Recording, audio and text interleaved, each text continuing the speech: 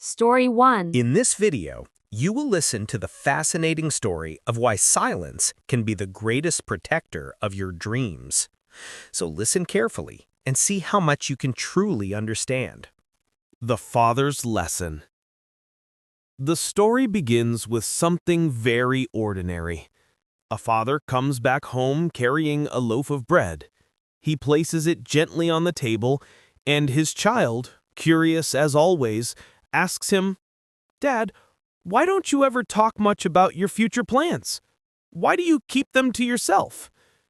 The father looks at the bread, smiles softly, and replies, "There's a reason I stay quiet about my goals. Whenever you speak too much about your dreams, you lose a part of the energy you need to make them real." And from this simple conversation, a powerful lesson unfolds. Think for a moment. Have you ever shared a dream with a friend? Maybe starting your own business, moving abroad, or learning a new skill, and felt so excited while telling the story? Your friend probably said something supportive like, "That's amazing, you can totally do it." For a short while, it feels wonderful. It feels like you are already moving forward. But here is the secret. Your brain gets tricked. It starts to believe that part of the goal is already achieved because you've received recognition. That little moment of praise gives you a taste of success, but it also steals your motivation. Why? Because your brain releases the same chemicals as if you had already accomplished something. You talked, you imagined, you received approval, and suddenly the hard work feels less urgent. This is the first trap of sharing your plans too early. The more you talk, the less you act. But that's not the only danger. The second one is even more powerful: the influence of other people's doubts. Imagine this. You tell your parents that you want to quit your job and start a creative business. They love you, but instead of encouragement, they answer with fear. What if it doesn't work out? What if you lose your money? What if you waste years of your life? They don't want to hurt you, they want to protect you. But their fear becomes your fear. Their words repeat in your head. What if it fails? What if I'm not good enough? And little by little, your determination begins to weaken. Have you ever noticed how one negative comment can echo louder than 10 positive ones? That is the power of doubt. And when you invite too many voices into your dream too early, you give them the power to shape it. And then there is a third danger, one people rarely speak about: quiet envy. Sometimes when you share your goals, people smile politely, they nod, they even say good luck. But inside they wonder, why should she succeed when I haven't? Why should he get something I don't have? So they begin to plant doubts, gently, softly, almost invisibly. Are you sure this is realistic? Maybe it's too risky. Perhaps you should wait until next year. They sound helpful. They sound kind. But underneath, it is envy whispering in disguise. And those whispers can be deadly to your motivation. So here is the truth. Dreams don't usually die because they are impossible. They don't die because you lack talent or because the world is against you. Very often, dreams die because of words. Words of doubt, words of envy, words of false encouragement that give you the illusion of progress. And this is why success loves silence, because silence means focus. Silence keeps your energy inside, stored and ready for action. Let me give you a simple example. There was once a young man who wanted to open a coffee shop. He had a clear vision: cozy lights, quiet music, and the best croissants in town. At first, he told everyone he met about his plan. People smiled and praised him. What a wonderful idea! He felt so proud, as if the shop was already real. But months passed and nothing happened. Why? Because every conversation gave him a small taste of success, and that was enough to keep him comfortable. He never felt the urgency to actually begin. Another young woman also dreamed of starting her own shop, but she told no one. She saved money quietly, she studied coffee machines, she looked for the best suppliers. For a long time, nobody knew what she was doing. And then one day, the shop simply appeared. She didn't talk about it, she built it. Who do you think succeeded in the end? Think of your dream like a small flame. At the beginning, it's fragile. One cold wind can blow it out. The more people you tell, the more winds you invite. Some people will blow strongly with criticism, others will blow softly with envy. Even praise can be like a breeze that distracts you. But when you keep the flame inside, protected and quiet, it grows stronger. And once it is strong enough, no wind can destroy it. So silence is not weakness. Silence is strategy. It is a way of protecting your energy until your dream is ready to shine. The father now leaned closer to his child. "Remember this," he said. "When you act, people see results. Results cannot be argued with. But when you only talk, all you have are words. Words can be doubted. Actions cannot." And to make his point, he shared more stories. Think of Usain Bolt, the Olympic champion. When he was young, many coaches told him that his body was wrong for sprinting. They said his legs were too long, his style was too loose.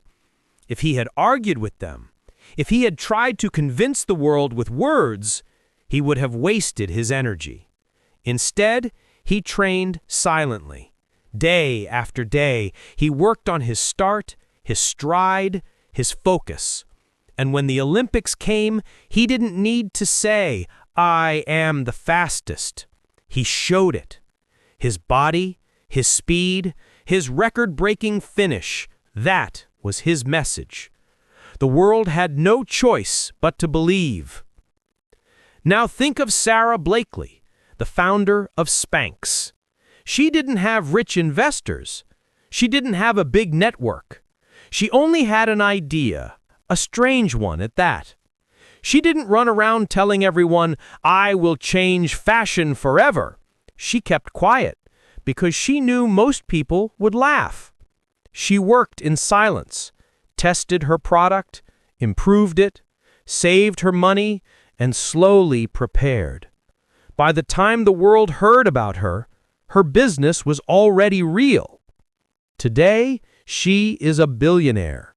Her silence protected her. And then there is J.K. Rowling. She didn't announce her dream to the world. She wrote quietly, in cafes, often while her baby was asleep. Most people around her had no idea what she was creating. If she had spoken too early, people might have laughed or discouraged her. But because she stayed quiet, her story grew strong in secret. And when the book was finally published, it was unstoppable. Silence gave her the space to create. The father sighed. Today there is a new danger. Social media. People love to announce their plans online.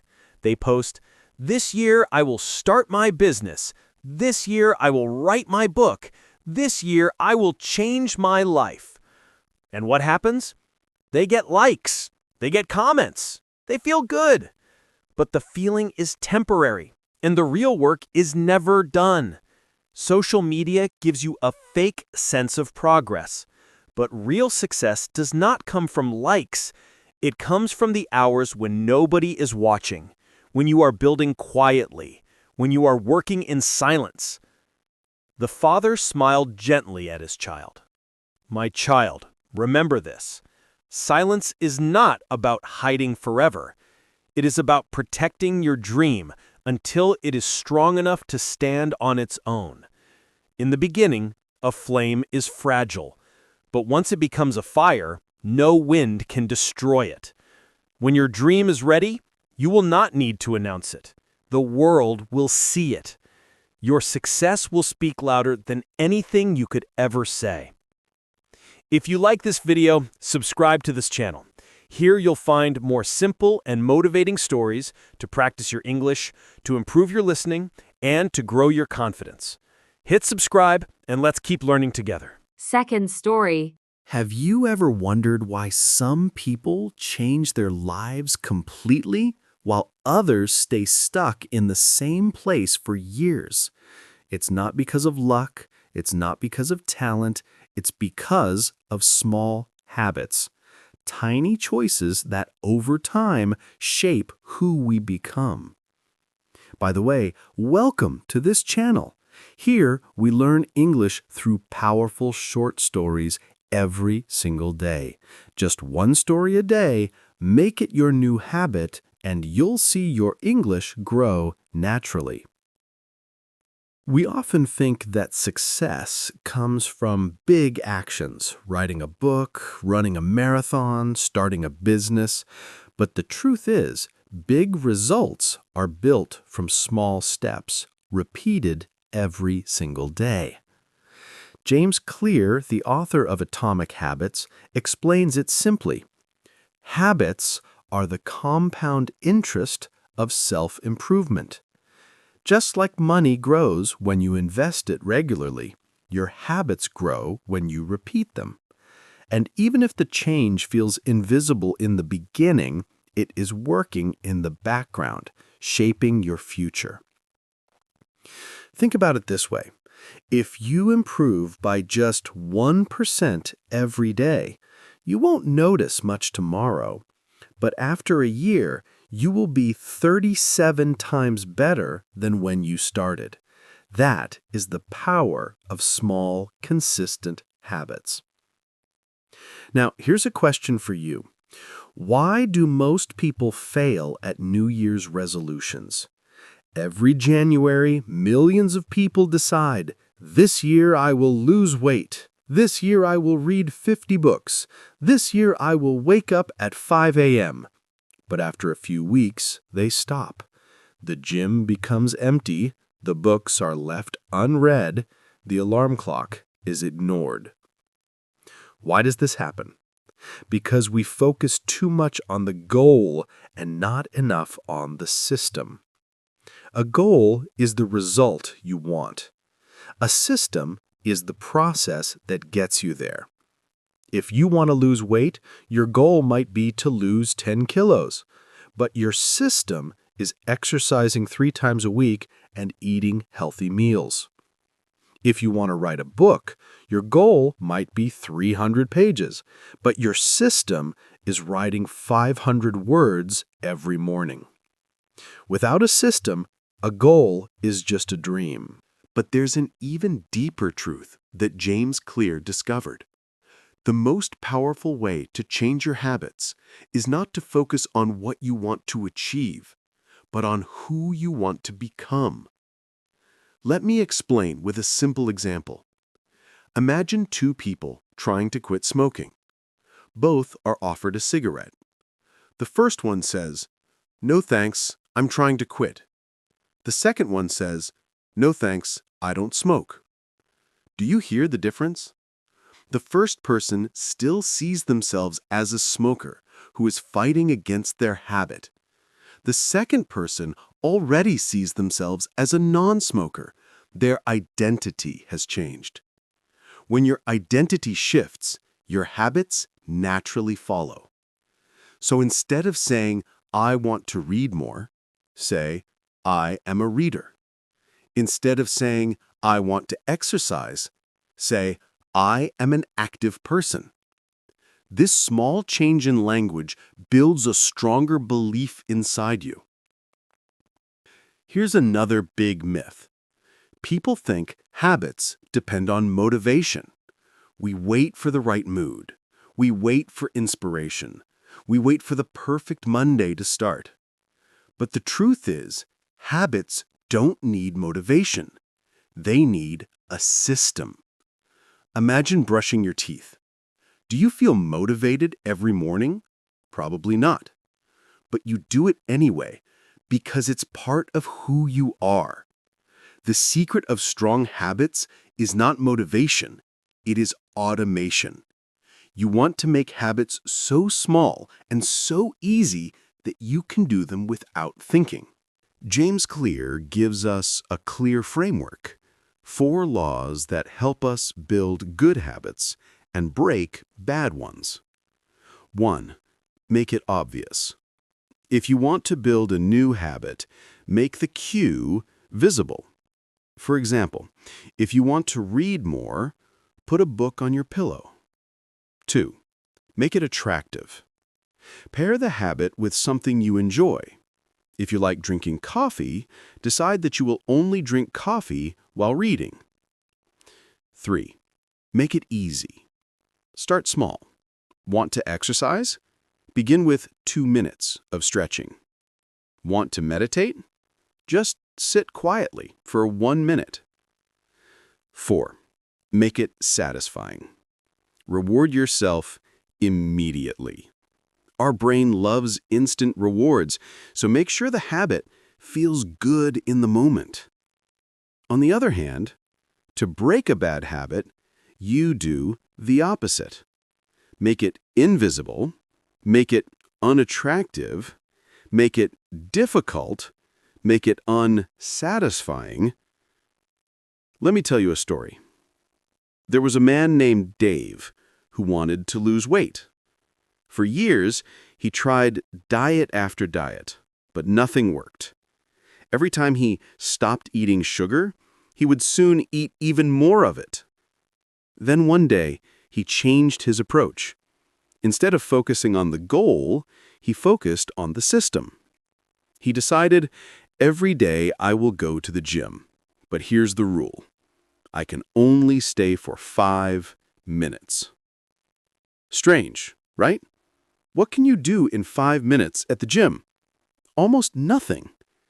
But Dave kept going every single day. After a few weeks, the habit became automatic. He didn't have to think about it. He just went. Once the habit was strong, he naturally started staying longer than 5 minutes. In 1 year, Dave lost more than 20 kilos. Not because of motivation, not because of a perfect diet, but because of one small, consistent habit. So, how do we really build strong habits? James Clear gives us a powerful idea. Don't focus only on what you want to achieve. Focus on who you want to become. Think about it. If you want to run a marathon, don't just say, I want to run 42 kilometers. Instead, say, I am a runner. Why? Because when your habit is connected to your identity, it becomes stronger. Every small action proves to yourself who you are. For example, when you go to the gym, even for 10 minutes, you are saying, I am an athlete. When you write 1 page of your book, you are saying, I am a writer. When you watch this English story, you are saying, I am a language learner. Small actions, repeated, shape your identity. Another big lesson from Atomic Habits. Goals are good, but systems are better. Here's what that means. A goal is the result you want. I want to lose 10 kilos. A system is the process that leads you there. I go for a walk every evening. If you only focus on the goal, you might feel pressure, stress, or even failure when you don't reach it fast. But if you focus on the system, the daily habits, success becomes automatic. Think of English again. If your goal is, I want to speak fluently in 1 year, you might feel frustrated when progress is slow. But if your system is, I watch 1 English story every day, then every day is already a success. And in 1 year, fluency comes naturally. Now, here's something practical. We often think habits fail because of willpower. But James Clear shows us habits fail because the environment is not designed for them. So here are the 4 laws of building good habits. 1. Make it obvious. Put the book you want to read on your pillow. You'll see it before bed. 2. Make it attractive. Pair the habit with something you enjoy. For example, only drink your favorite tea when studying English. 3. Make it easy. Don't plan to read 50 pages. Just read 1. Don't plan to run 5 kilometers. Just put on your shoes and step outside. The smaller, the better. 4. Make it satisfying. Reward yourself. After you study, mark a big X on the calendar. Our brain loves visible rewards. With these 4 steps, habits stop being a fight. They become natural. But what about bad habits? Scrolling TikTok too much? Smoking? Junk food? James Clear has advice here too. Reverse the rules. 1. Make it invisible. Hide the cigarettes. Delete the app from your phone. 2. Make it unattractive. Remind yourself of the negative effects. This junk food makes me tired. 3. Make it difficult. If you always buy sweets, don't keep money in your pocket when passing the store. 4. Make it unsatisfying. Ask a friend to hold you accountable. For example, if you eat fast food, you pay them $10. This system works because it changes your environment, and your environment shapes your habits. Real-life example. Let's imagine a story. Anna wants to improve her English. She sets a goal: I will study English 1 hour every day. She does it for 3 days, then she stops. Why?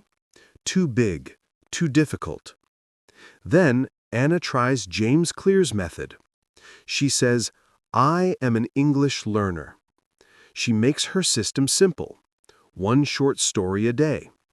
She puts her notebook on the desk, her phone on airplane mode, and a cup of tea next to her. Now, every evening, English feels natural. After 6 months, Anna doesn't just study English, she lives it. It's part of her identity. That's the power of atomic habits. Now, let's return to the ice cube story. Remember how the ice doesn't melt until the temperature hits 0? That's called the plateau of latent potential. In life, it means this: your efforts may feel invisible for a long time. You might not see progress. But under the surface, change is happening.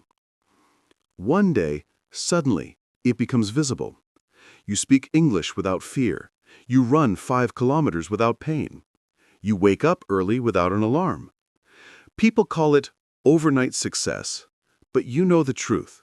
It's the power of small habits repeated over time. So, what do we learn from atomic habits? 1. Small changes matter. 2. Identity is stronger than goals. 3. Systems create success. 4. Make habits easy and rewarding. 5.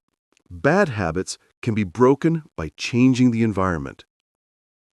Your future is not built in one day. It's built in the small choices you make every day. Now, I want to ask you, what small habit has changed your life? Please share it in the comments. And if you found this story helpful, I'll be truly grateful if you subscribe to the channel. Remember, just 1 story a day can grow your English, naturally, step by step. Third story. Hello, my friends, and welcome back to this channel. Here we learn English through stories, reflections, and real-life lessons that not only help you improve your listening, but also make you think about your own life in a deeper way. If you are new here, don't forget to subscribe because every week we share stories that are easy to follow but full of meaning. Now, let me ask you something. Have you ever said yes when every part of you wanted to say no? Have you ever agreed to do something just to avoid conflict, or just because you didn't want to disappoint someone? Maybe you stayed late at work when you were already exhausted. Maybe you helped a friend even when you had no energy left. Or maybe you accepted an invitation you didn't really want, only to regret it later. Why do we do this? Why do we find it so hard to simply say no? And more importantly, what happens when we finally decide to say it? Clearly, calmly, and without explanation. That's what today's story is about. So let's imagine this moment together. You are standing in front of someone who asks for your time, your help, or your energy. You take a deep breath. Instead of giving a long excuse, instead of explaining all your reasons, you simply say, no. That's it. No extra words, no detailed explanation, just a calm and clear boundary. What happens next? At first, there is silence. A strange, uncomfortable silence. People are used to hearing you justify yourself. They are used to you making excuses. And now, you don't. That silence can feel heavy. Have you ever felt this silence before? In that silence, the other person might look at you with surprise, maybe even with shock. They didn't expect this from you. They thought you would say yes, like always. And now they're confused. They're forced to see you in a new way. At first, this is uncomfortable, not only for them, but also for you. Your heart might beat faster. You might feel guilty. You might feel like you did something wrong. But let me ask you this. Is saying no really wrong? Or is it just different from what people expect? This is the first stage of saying no without explaining. It feels unnatural. It feels strange. But in reality, it is the most natural thing in the world. Because your time, your energy, and your choices belong to you. Let's go deeper. Why do we feel such discomfort when we say no? One reason is habit. We are trained from childhood to be polite, to be nice, to avoid conflict.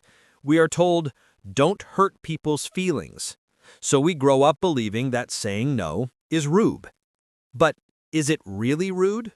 Or is it honest? Think about this. When you say yes while your heart says no, you are not being polite. You are being dishonest, not only with the other person, but also with yourself. And when you repeat this again and again, something inside you begins to break. You lose respect for your own voice. But what if you changed this habit? What if, little by little, you started saying no when you truly meant it? How would your life look different? Here is the truth. The moment you say no without explanation, something powerful begins to happen. You break the old script, the script where you are always available, always helpful, always saying yes. You start writing a new script, one where your voice matters, where your choices are respected. Of course, not everyone will like this. Some people will push back.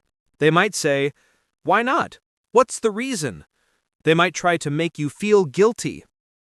Have you ever had that experience when someone keeps asking why just to make you doubt yourself?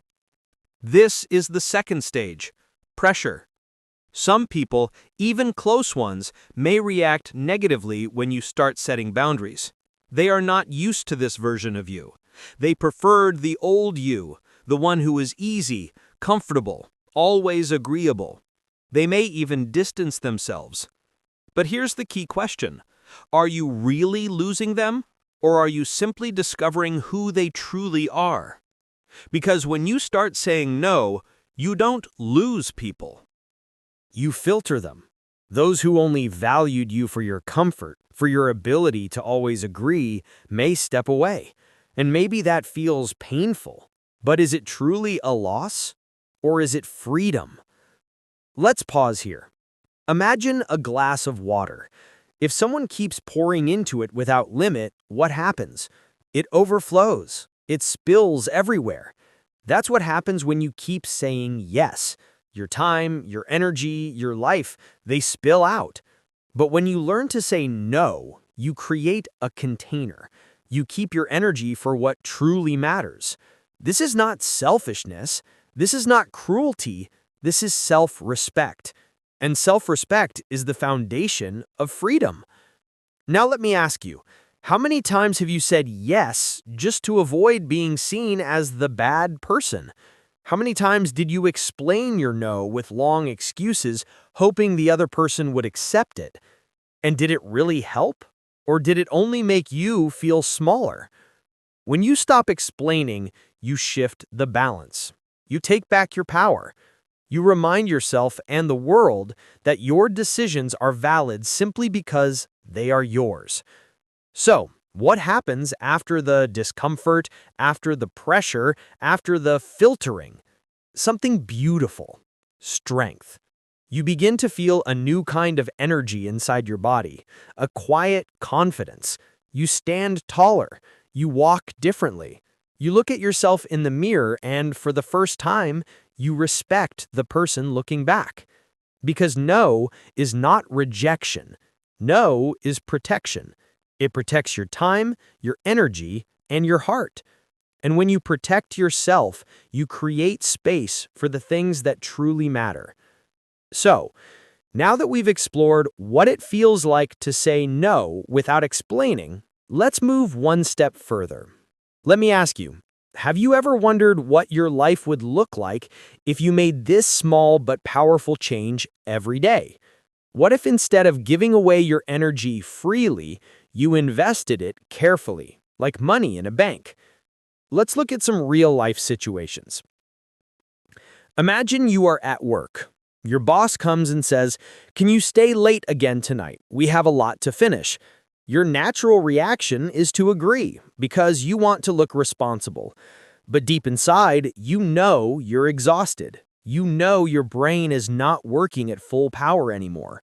And yet you say yes. Now think about what happens if instead you calmly say, "No, I cannot stay tonight." No excuses, no lies about fake plans, just a clear boundary. At first, your boss may be surprised, maybe even annoyed. But over time, what happens? People start to see you as someone with self-respect, someone who values balance. And strangely enough, they often start to respect you more. Isn't that interesting? We fear losing respect by saying no, but in reality, respect grows when we are clear about our limits. Because people can only respect you if you respect yourself first. Let's move to another area, friendship. Have you ever had that one friend who always asks for favors? Maybe it's driving them places, helping them move, lending them money. At first you agree, because that's what friends do. But after a while you notice a pattern. It's always you giving and them taking. What happens the first time you say no to this friend? Maybe they react badly. Maybe they say, "You've changed. You don't care about me anymore." That hurts. But here's the truth. Real friendship is not based on endless sacrifice. Real friendship is based on balance. When you say no, you give the other person a chance to step up, to also give, not only take. And if they don't, then maybe it was never true friendship in the first place. Now let's talk about family. This one is harder, right? Because family bonds are strong and the pressure is even greater. Maybe it's a parent who always wants you to live according to their plan. Maybe it's a sibling who depends on you for everything. Saying no here feels almost impossible. But think about this. If your yes comes from guilt, not from love, is it really love? Or is it fear? Sometimes the most loving thing you can do is to say no, because it teaches others responsibility and it teaches you freedom. Now, let's bring in some inspiring examples. Do you know how many athletes have to say no in order to succeed? Think of Serena Williams or Michael Jordan. Behind their victories were thousands of moments where they said no to late-night parties, to unhealthy food, to distractions. They protected their focus with the word no. Without that discipline, there would be no greatness. Or let's think about writers. J.K. Rowling, when she was writing Harry Potter, had to say no to countless things. Social invitations, comfort, even sleep. People around her didn't always understand. But her no created space for a yes, the yes of her dream, her story, her work. And how about entrepreneurs? Think of Steve Jobs. One of his most famous quotes was, "Focus is about saying no." At Apple, he constantly rejected good ideas so that the team could focus only on the best ones. Isn't that powerful? Sometimes saying no is not rejection of life, it is the creation of excellence. Now let's return to you. Can you think of one area of your life where your yes has become too automatic? Maybe at work, maybe in relationships, maybe with your own habits. What would change if you practiced just one no this week? Remember, every time you say no to something that drains you, you are also saying yes to something else. You say yes to your health. You say yes to your creativity. You say yes to your peace of mind. Isn't that worth it? But here's a challenge. When you start saying no, you will also meet resistance, not only from others, but from yourself. That little voice in your head will whisper, "What if they get angry? What if they leave you? What if you look selfish?" So let me ask you, are you really selfish for protecting your energy? Or are you simply learning to love yourself in the most practical way possible? Because love is not only soft and sweet. Sometimes love is firm. Sometimes love is a boundary. Think about how many poor decisions people make just because they can't say no. They overcommit, they burn out, they end up living lives that don't belong to them. Do you want that? Or do you want a life that feels like your own? Here's another image for you. Imagine your life is a garden. Every time you say yes to something that doesn't matter, you are planting weeds. And weeds grow fast. They take over, and soon the flowers cannot breathe. But every time you say no to what doesn't serve you, you are pulling out a weed. You are making space for your flowers to grow. Doesn't that image feel powerful? This is why silence and boundaries are so important. They are like the walls of your garden. They keep out what doesn't belong. And inside those walls, your true self can finally bloom. So let's reflect together. Who in your life is used to the old you, the one who always says yes? How will they react when you change? And here's the more important question. Are you ready for that reaction? Are you ready to face discomfort in order to build respect? Because remember, every time you say no without explaining, you are saying yes to your authentic self. And in the long run, that's the only yes that truly matters. So far, we've explored the discomfort of saying no, the way people react, and the power it gives you. But now comes the most important question. What is the deeper meaning behind all of this? Why does learning to say no without explanations completely change your life? Let's pause for a second and think. When you say yes to everyone, what are you really doing? You are rejecting yourself. You are putting other people's needs above your own every single time. But when you say no, calmly, clearly, without drama, you are not rejecting them. You are finally accepting yourself. Isn't it strange? We spend so much time trying not to look selfish, trying to please, trying to avoid conflict. But in the end, the real conflict is inside us, the battle between who we are and who others want us to be. So what happens when you stop explaining your no? Something magical happens. The battle ends. You are no longer fighting yourself. You are standing with yourself. And that changes everything. Think of freedom. What does freedom mean to you? For some, it's money. For others, it's travel. For many, it's time. But here's the truth. The first step to freedom is the ability to choose, to say yes when you want to and no when you must. Without that, no amount of money or success will feel like freedom. Now let's imagine another situation. You are invited to a party you don't want to attend. You could say, "Sorry, I can't because I have work tomorrow, because I'm tired, because and so on." That's what most people do. But what happens if you just say, "No, thank you"? At first, silence feels heavy. You want to fill it with excuses. But when you don't, something shifts. You realize you don't owe anyone your life story. Your time is yours. Your energy is yours. Your no doesn't need decoration. Isn't that powerful? Here's a thought.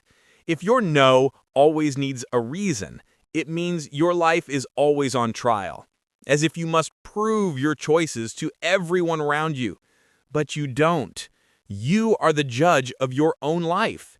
And every simple no is a quiet declaration. I am free. Now, think about how many great leaders, artists, and innovators were masters of no. Oprah Winfrey once said that learning to say no was one of the greatest lessons of her life.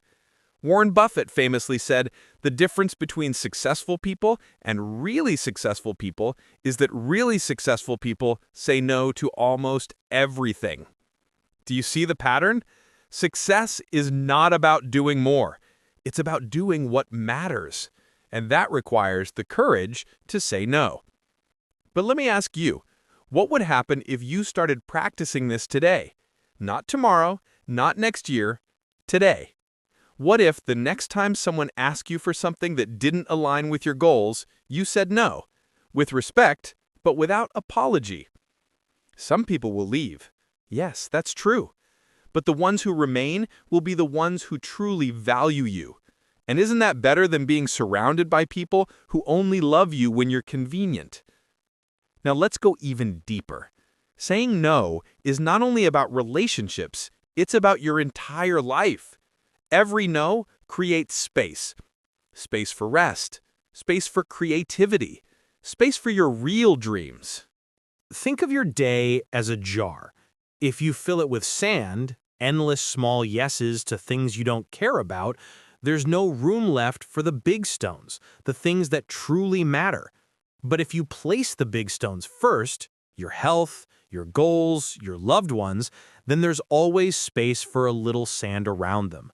Saying no is how you protect those big stones. So the next time you feel guilty for saying no, remember this. Guilt is just a sign that you are breaking an old pattern.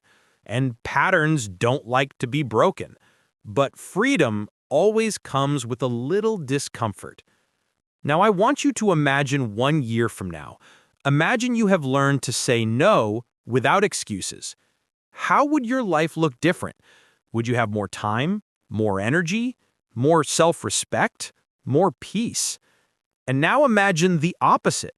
Imagine you keep saying yes to everything. Where will that lead you? Burnout? Resentment? A life that feels heavy instead of light? The choice is in your hands.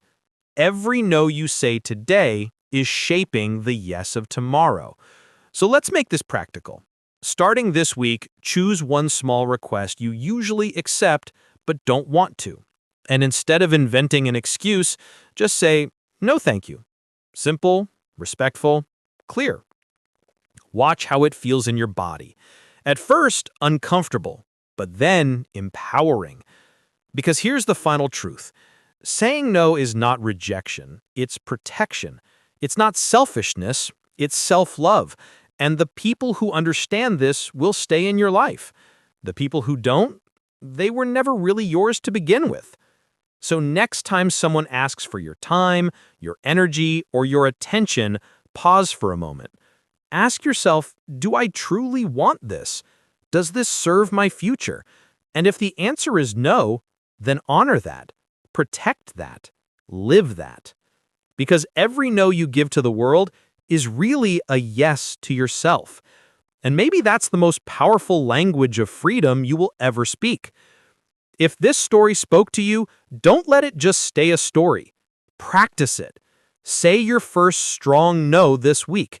And if you want more stories like this to help you grow, to practice listening, and to train your English with real-life lessons, make sure you subscribe to the channel. because every week we'll explore another idea that can change not only your language, but your life. Fourth story. Welcome to Catch That English, where you practice English, stay motivated, and grow every day. In this video, you'll learn how to stay positive even when life feels impossible. Have you ever felt like everything is going wrong? Maybe you lost a job. Maybe you failed an exam. Maybe someone broke your heart. In those moments, it feels like the world is against you. But here's the truth. Hard times are not the end of your story. They are the beginning of a stronger version of you. Today, I'll share powerful lessons and stories that will help you keep hope alive. Listen carefully, and you'll also improve your English, your vocabulary, and your confidence. Life is never perfect. Everyone, even the most successful people, faces challenges. But what makes the difference is not the problem itself, it's the way you see it. Imagine two people lose their jobs on the same day. One says, "This is terrible. My life is over." The other says, "This is hard, but maybe it's a chance to start something new." Which person do you think will grow? Which one will find new opportunities? That's why positivity matters. It doesn't mean ignoring problems. It means choosing to see the bigger picture. It means believing that tomorrow can be better than today. Let's take an example. You probably know Thomas Edison, the man who invented the light bulb. But do you know how many times he failed? Historians say Edison tried more than 10,000 times before he made the first working light bulb. Can you imagine failing 10,000 times? Most people would give up after 3 or 5 attempts. But Edison didn't stop. When reporters asked him, "How do you feel about failing so many times?" he answered, "I didn't fail. I found 10,000 ways that don't work." That is the power of positivity. He saw failure not as the end, but as information, as learning. And because of his mindset, today we have electricity in our homes. Sometimes people think positivity means fake smiles or pretending to be happy all the time. That's not true. Real positivity is deeper. It means you accept pain, but you don't let it control you. You feel fear, but you don't let it stop you. You face problems, but you still believe in solutions. Think about it. What would happen if you stopped seeing problems as enemies and started seeing them as teachers? Every challenge is a lesson. Every failure is a step toward growth. Every heartbreak shows you what you truly value. There's a famous saying, when you change the way you look at things, the things you look at change. For example, rain can feel depressing, or it can feel refreshing. A breakup can feel like rejection, or it can feel like freedom. Losing a job can feel like failure, or it can feel like a chance to build a new career. The situation doesn't change, but the meaning you give it changes everything. So here's a question for you. What if the hardest thing in your life right now is not a punishment, but preparation? Another inspiring example is Nelson Mandela. He spent 27 years in prison in South Africa. Imagine, almost 3 decades behind bars. He was separated from his family. He was treated unfairly. Most people would become bitter, angry, full of hate. But Mandela chose a different path. He said, "Resentment is like drinking poison and then hoping it will kill your enemies." When he was finally released, he didn't seek revenge. He chose forgiveness, unity, and hope. Because of that mindset, he became not only the president of his country, but also a global symbol of peace. So what's the lesson here? Even in the darkest prison, you can keep your inner freedom. Even in the hardest times, you can choose positivity. Now let's talk about practical steps you can take today. 1. Practice gratitude. Every morning, think of 3 things you are thankful for. It can be simple: the bed you slept in, the food you eat, the friend who texted you. Gratitude shifts your focus from what's missing to what's present. 2. Control your input. If you constantly read negative news or toxic comments, you will feel negative. Choose what you watch, what you listen to, and who you spend time with. 3. Move your body. Exercise, even a short walk, changes your mood. Your body and mind are connected. 4. Speak positively to yourself. Instead of saying, "I can't," try, "I will find a way." Your inner voice is powerful. 5. Remember, this too shall pass. No storm lasts forever. Every difficulty has an end. Let me ask you, which of these steps could you start today? Let's face it, nobody likes to fail. When you try something and it doesn't work, it hurts. But here's a secret: failure is one of the best teachers in life. Think about this. When a baby learns to walk, how many times does it fall? Dozens, hundreds. But the baby doesn't say, "I guess walking is not for me." It gets up again and again until walking becomes natural. So why do adults give up so fast? Why do we see failure as a sign to stop instead of a signal to learn? The truth is, every successful person has a history of failures. Walt Disney was fired from a newspaper because they said he had no imagination. Oprah Winfrey was told she was unfit for television. J.K. Rowling's book Harry Potter was rejected by more than 10 publishers. Imagine if they had given up. The world would be so much poorer. No Disney movies, no Oprah inspiration, no Harry Potter. So next time you fail, ask yourself, what is this teaching me? One of the most famous athletes in history, Michael Jordan, also faced failure. When he was in high school, he tried out for the basketball team. And guess what? He didn't make it. The coach told him he wasn't good enough. For many teenagers, that would destroy their dream.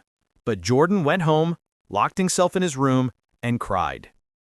Then he made a decision. He would train harder than anyone else. He practiced every day. He worked on his weaknesses. Years later, he became the greatest basketball player of all time. Michael Jordan once said, "I've missed more than 9,000 shots in my career. I've lost almost 300 games. 26 times, I've been trusted to take the game-winning shot and missed. I've failed over and over and over again in my life, and that is why I succeed." What about you? What missed shots are you afraid of? And what if those failures are the very steps that will make you stronger? Let's look at positivity from a scientific perspective. Your brain has something called a reticular activating system, or RAS. It filters information and shows you what's important. For example, have you ever learned a new word and then suddenly you see it everywhere? Or maybe you thought about buying a red car and now you notice red cars on every street. That's your RAS at work. It focuses on what your mind believes is important. So if you constantly think, "I'm unlucky, nothing works for me," your brain will keep showing you evidence of failure. But if you say, "I'm learning, opportunities are everywhere," your brain will look for proof of that too. So here's the question: what are you training your brain to notice? Now let me tell you about Nick Vujicic. He was born without arms and legs. As a child, he felt hopeless. He was bullied at school. He even thought about ending his life. But one day, something changed. He realized, I can focus on what I don't have, or I can focus on what I do have. Nick started giving motivational talks. He learned to swim, surf, and even play sports, all without arms or legs. Today, he travels the world, inspiring millions of people with his story. He says, if you can't get a miracle, become one. Can you imagine a man with no arms and no legs telling people not to give up, and they listen because he lives what he preaches? His story shows that positivity is not about having an easy life. It's about making the best of the life you have. One of the greatest psychologists of the 20th century, Viktor Frankl, survived the Holocaust. He spent years in concentration camps where millions of people died. In his book, Man's Search for Meaning, he wrote, quote, "When we are no longer able to change a situation, we are challenged to change ourselves." Frankl saw that the people who survived were not the strongest physically. They were the ones who had a reason to live, a family to return to, a dream to achieve, a purpose to fulfill. So ask yourself, what gives your life meaning? When times are hard, remembering your why can keep you moving forward. Positivity is not built in a day. It's a habit, like brushing your teeth. Here are a few daily practices to make your mind stronger. Morning routine. Start your day with intention. Read something uplifting. Write down goals or meditate. Journaling. Write about your struggles, but also write about your victories. This trains your brain to notice progress. Acts of kindness. Help someone else. When you lift others, you also lift yourself. Visualization. Picture yourself succeeding. Athletes use this before big games, and it works in everyday life too. Which of these habits could you add to your life today? One of the biggest obstacles to positivity is comparison. On social media, it's easy to think everyone else is happier, richer, more beautiful, or more successful. But remember, people only show the highlights, not the struggles. You're comparing your behind the scenes with someone else's movie trailer. Theodore Roosevelt once said, quote, "Comparison is the thief of joy." So what if, instead of comparing yourself to others, you compared yourself to yesterday's version of you? That's real growth. Now let's bring it back to you. What challenge are you facing right now? What meaning could you find in it? What step, even a small one, could you take today to move forward? Remember, positivity is not a gift that some people are born with. It's a choice. It's a skill. And like any skill, you can practice it until it becomes part of who you are. Now let's take everything we've talked about and bring it together. Hard times are not just obstacles. They are teachers. Each challenge you face is an opportunity to practice patience, to strengthen your mind, and to discover what really matters. Think for a moment, which lessons have you learned only because life was difficult? Maybe you discovered that you are stronger than you thought. Maybe you realized who your real friends are. Or maybe you finally started taking care of your health, your goals, or your dreams. Struggles are like mirrors. They show us who we really are, and sometimes we don't like what we see. But that's good, because it gives us a chance to grow. Ask yourself, what can I learn from this moment? How can this pain shape me into a better version of myself? Remember this. Staying positive in hard times does not mean pretending everything is perfect. It means choosing not to let the darkness control you. It means keeping a little light inside your heart, even when the world feels heavy. So, when life feels impossible, take a deep breath and remind yourself, this is not the end. This is a chapter. I can write the next page differently. And maybe, just maybe, the story you create after the storm will be more powerful than you ever imagined. Now, I want to ask you, what's one small action you can take today to bring more positivity into your life? Write it down, say it out loud, believe it, because your future is waiting for you, and it's brighter than you think. If this story inspired you, subscribe to this channel. Here, you'll find more simple and motivating stories to practice your English, to improve your listening, and to grow your confidence. So, are you ready for the next story? Hit subscribe and let's keep learning together.